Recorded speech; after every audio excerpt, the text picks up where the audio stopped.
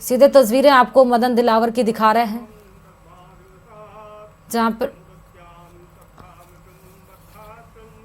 जहां पर वो अभी मंत्री पद संभाल रहे हैं, कार्यभार अपना संभालते हुए मदन दिलावर नजर आ रहे हैं आपको। तो मंत्री मदन दिलावर अपना कार्यभार संभाल रहे हैं, पूजन अर्चन के साथ कार्यभार संभालते हुए। ये तस्वीरें सीधे जयपुर से आपको दिखा रहे हैं मदन दिलावर की। बता दें कि अब क्योंकि कैबिनेट का विस्तार होने के बाद, मंत्रिमंडल का विस्तार होने के बाद पदभार और कार्यभार संभालने की प्रक्रिया शुरू हो रही है, जहां पर हमने देखा बीते दिनों 4 मंत्री ने अपना पदभार संभाला, कार्यभार संभाला। तो ये तस्वीरें अब मंत्री मदन दिलावर की, जहां पर अपने कार्यभार में मौजूद और ऑफिस कार्यालय में मौजूद और अपनी पत्नी के साथ वो पूजा अर्चन करते हुए कार्यभार को अब संभालते हुए और आगे किस तरह से आगे बढ़ा जाए और जो वादे किए गए हैं उसको कैसे पूरा किया जाए, इस पर अब फोकस है। तो ये सीधे तस्वीरें जयपुर से मंत्री मदन दिलावर की।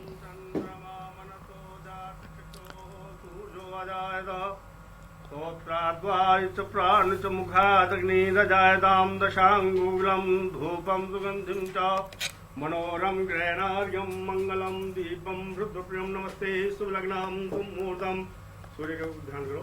ओम चाकृष्णेन रजसा वर्तमानो निवेशन मृत्युम मत्यंच हिरण्येन सविता रथेना देवो जाति भुवनानि प्रसन्नः। ओम सूर्याय नमः।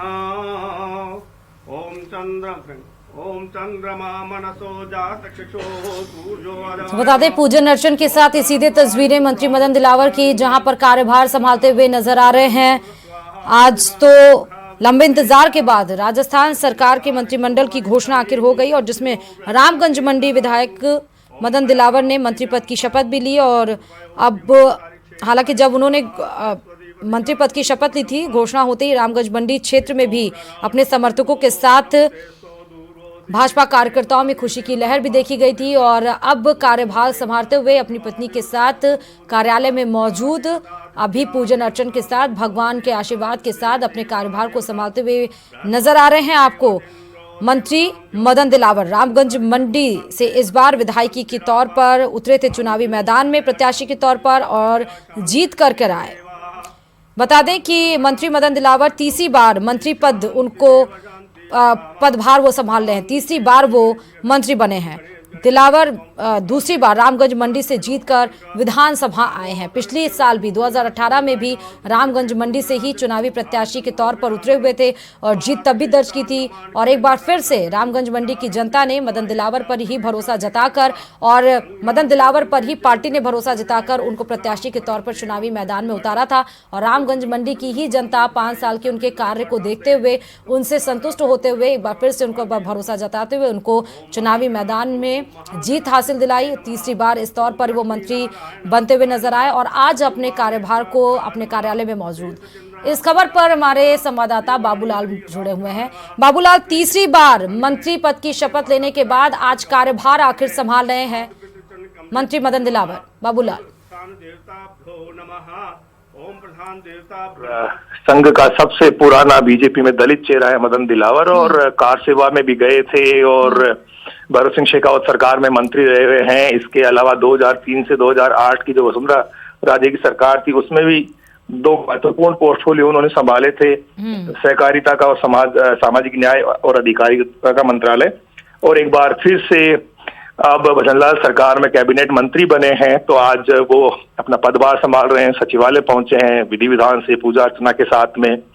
और अभी महकमा क्या मिलेगा उनको, इसका तो इंतजार है। लेकिन आज शुभ मुहूर्त जो है मदन दिलावर का वो निकला और आज वो अपना पदभार संभाल रहे हैं। तो मदन दिलावर ऐसे नेता हैं जो दलित समुदाय से आते हैं, सबसे पहले दलितों के बीच में बीजेपी को लेकर जाने वाले नेताओं में उनकी गिनती होती है। उन्होंने भगत सिंह शेखावत के साथ में मिलकर गांव-गांव में बीजेपी को आगे बढ़ाया, कार्यकर्ता खड़े किए, संघ के स्वयंसेवक के तौर पर वो गांव-गांव में घूमे और लंबा संघर्ष उन्होंने किया। राम मंदिर के लिए कई बार कार सेवा उन्होंने शुरुआती जो दौर था उसमें करी, और एक जन आंदोलन जो खड़ा किया था उस दौर में राम मंदिर के लिए, उसमें मदन दिलावर की बहुत महत्वपूर्ण भूमिका रही है।